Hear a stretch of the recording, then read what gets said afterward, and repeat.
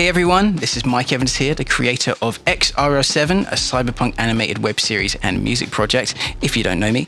And I thought today we'd look at songwriting. So I thought I'd talk about just a few things that might help you in writing songs for your project. If you're new to the project, you might be thinking, who's this guy? Like, why should I listen to him? Well, I've been writing music for many years and I'm the primary songwriter in XRL7, which features tons of awesome artists from the rock, metal and industrial electronic scene performing on tracks. And on our Spotify, we're currently at 1.5 million streams across all the tracks. So, you know, some people like what's going on here. So for me in songwriting, one thing which really improved my writing was actually starting on acoustic guitar. Writing a song at its most basic fundamental form, if it works with the chords and the vocals, then when you translate that to a digital setup or a more rock arrangement with a lot more layers going on, then it's going to work. Even songs that are quite electronic, like there's a song called Information, which is mainly written on one string.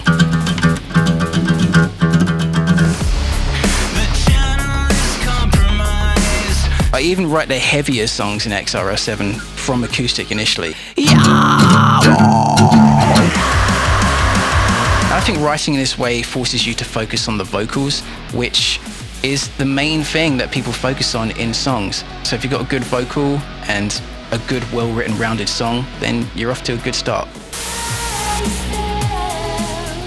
Melody writing and lyric writing, I consider separate entities. A lot of the time when writing songs, it's good to just get some basic ideas down with just random stream of consciousness lyrics and refine them later, you know. Something, yeah. So it's good to sketch out melodies and make phone recordings so you don't forget, and refine the lyrics later, which we'll talk about later in this video. Another quick melody tip is if you've got like a busy riff of something like quite active going on, then it's sometimes a good idea to lessen the busyness of the vocals. For example, in the XRL7 song Zealots, there's like a riff going on for which I can't remember how to play anymore. The vocals are quite held out.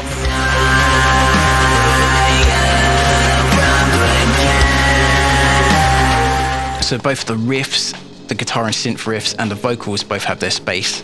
Something a lot of beginner songwriters do, which I used to do in my very, very early days, was writing melodies which follow exactly what the music is doing. And that can be a bit boring. You can tap into those things every now and then, but I think generally speaking, if you're following the music for the whole song, you know, you might want to mix it up. With lyrics, everyone's process is different. Some people are very stream of consciousness and write out of that. Myself, I like to start with a concept and I'll note down some various things on a bit of paper or open up a Word document.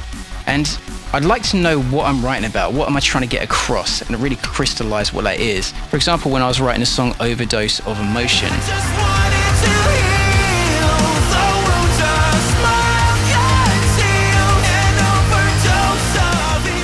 a big part of that was the concept of feeling too much and it just being overwhelming. So I might have written words like overwhelming or too much or the word overdose or whatever it was before I had the title.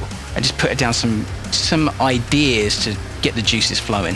One great songwriting tool is RhymeZone or a rhyming dictionary. RhymeZone is a great resource that I've been using for many, many years, even in previous bands back in like 2007 or something. Come to me, RhymeZone. There's the evidence.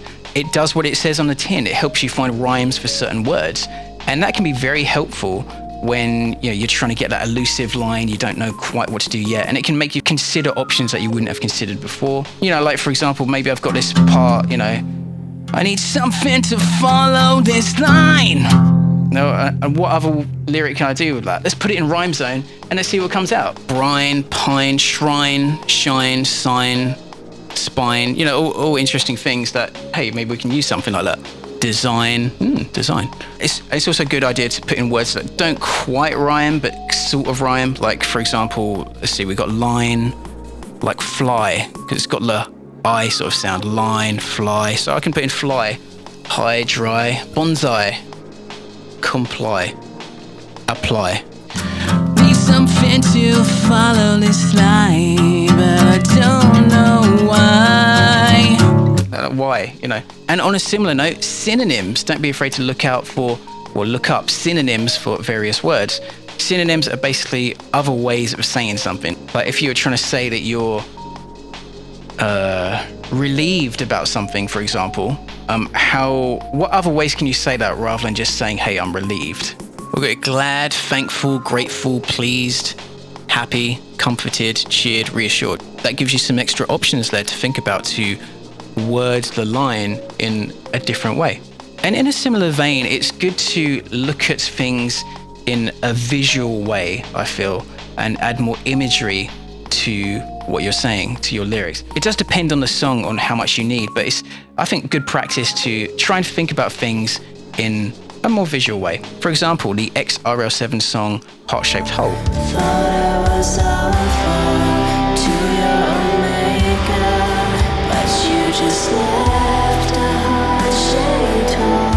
This song was intended to be very poetic and very emotional, and I wanted to have some nice imagery there in writing this. It's about a breakup, and this song once again was written from acoustic guitar. Even the intro I wrote on guitar, but it's all synth on the actual track. So let's look at some of the lyrics for this track. So this is what we got in the verse. He left her wilting on the ground amongst shards of promises. He left her wilting on the ground amongst shards of promises that once belonged to her. I thought you were my savior, but you weren't anything at all. Thought I was Alpha to your Omega, but you just left a heart-shaped hole. So that opening lyric, he left her wilting on the ground, that could have been something like he left her laying on the ground, which is an image of just left her sort of just laying there on the floor. But I thought, well, is there something a bit more engaging than just the word laying, for example? And I came up with the word wilting. For me, wilting conjures up this image of a beautiful flower that was once strong and proud, that's drooping and dying and sinking and a shadow of its former self. For me, that fit with the character and the idea of just being, you know, a fraction of yourself on the decline because of your emotions here, because of this loss, because of the breakup. And that seemed a lot more interesting than just laying on the floor. And even the next line, I could have said he left her laying on the floor with broken promises, which is fine, you know, broken promises. But I've said, well, how can I add the drama to that? How can we make that even more visceral? So the idea of, you already got the image of the subject being on the ground, the lowest point. Then I like the idea of being amongst shards of promises, being amongst these little fragments. And the word shards conjures this image of glass and delicacy, and the idea that the promises are now shattered and she's amongst that, amongst the debris, the consequences, the aftermath of what's happened. And also the word shards has a dangerous edge to it, because you think about shattered glass, then that can cut you. That can be very painful, being amongst that. And the subject is now wilting on the floor amongst these painful pieces of what could have been, the broken promises. And there's a line at the end, a bit later, about left adrift alone. You know, I could have said just left alone or that in some other way, but the word adrift implies this image to me of loneliness, isolation, helplessness, being on an ocean, just gently drifting. In the context of the song, I have this image of the character being just on the ocean at night, in the moonlight, in the darkness, alone. Just adding these little visual elements to the story that you're telling makes it that much more engaging and more emotional.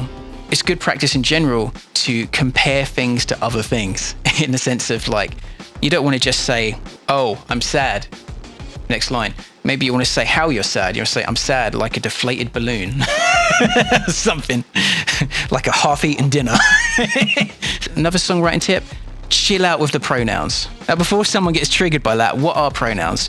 I, you, we, he, she, they, them. They're very conversational things, very sort of everyday things. And if you have a lot of that, it's like you're telling your mate what happened to you the other day. You're like, hey, we went to the shops and we did that. I went to the shops and she said that. And then you did this, so I did that. And then we went to this place and that thing happened.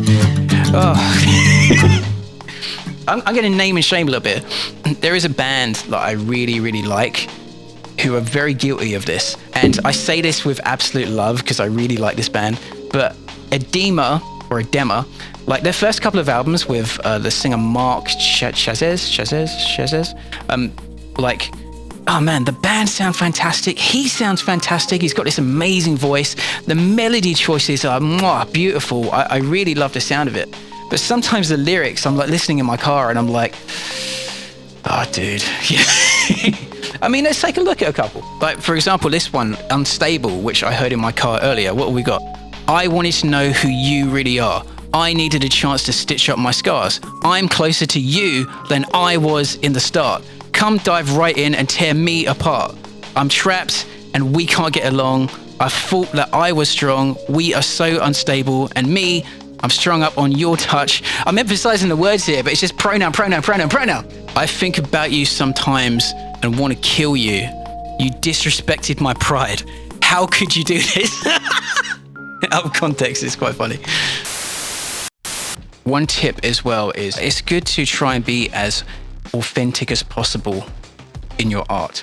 And sometimes there may be things that are hard to say because they're quite personal and quite vulnerable, or just something you want to keep to yourself. Sometimes you need to take that risk and maybe say something you're worried about saying to be authentic and true to yourself. And you may be very surprised by the reaction. I mean, an example is in my band MiXE1 before XRR7, we have a song called This Is Not Goodbye. And a bit of background about that time of my life very quickly is that at the time, I'd met my wife now, Amy, and at the time she was a student on a student visa in the UK.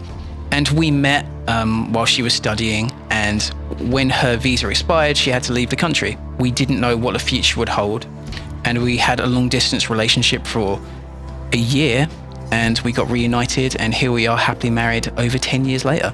I remember when she was leaving the country, and that day we went to the airport, this super busy international airport of people moving everywhere, faces everywhere.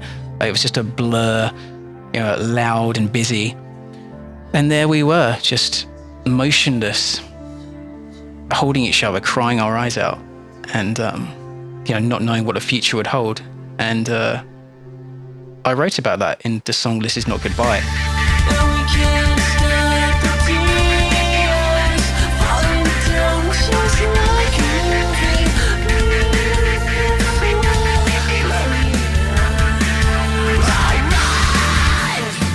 And I was so concerned about putting that out because that whole EP, because I didn't want people to know. I didn't really want to put out this songs about me crying my eyes out. I didn't really want people knowing I was in a long distance relationship. I'm a very personal person. I didn't want people knowing these things about me. But in the end, the EP came out and no one ever said anything negative about that. In fact, the opposite. It resonated with a lot of people that went through the same situation, and I met some really cool people who could really relate to that. I think it's good to try to tap into that part of yourself because people will connect with that. Even in XRR7, there's a bunch of stuff which is quite vulnerable to put out for various reasons. But in being authentic and putting this stuff out there and just doing it, it's resonated with more people than if I put out a filtered version of myself. So authenticity. And on that note, it's when you're writing about something, I feel it's good to be specific. so you're not just too generic. You know, you want to hone in on something and be specific, have some specificity, but there's a line between being so ultra specific that people can't relate to it anymore. Sometimes that works for the track, and sometimes that makes it hit home even harder, the specificity. But at the same time, it's good to have a degree of generalization to a point that people can connect it to other parts of their life. So it's not just, if it's too specific, like people are going to have a hard time applying it to their situation, potentially. Right, so those are some songwriting tips. I hope they help you in your compositions. If you enjoyed this video, please do feel free to like, subscribe, comment, and all that good stuff. We have a Patreon, and do feel free to check out XRL7. The music, as I say, it's on Spotify, and there's lyric videos on the channel, and whatever your preferred music outlet is. And please do check out the episodes of XRL7. If you like some cyberpunk animated musical fun, then do feel free to check it out. And do feel free to support us on the Patreon. It really, really, really helps. There's lots of cool stuff there, like exclusive music, early access, even more behind the scenes, and things like that. Thank you for watching, and see you around.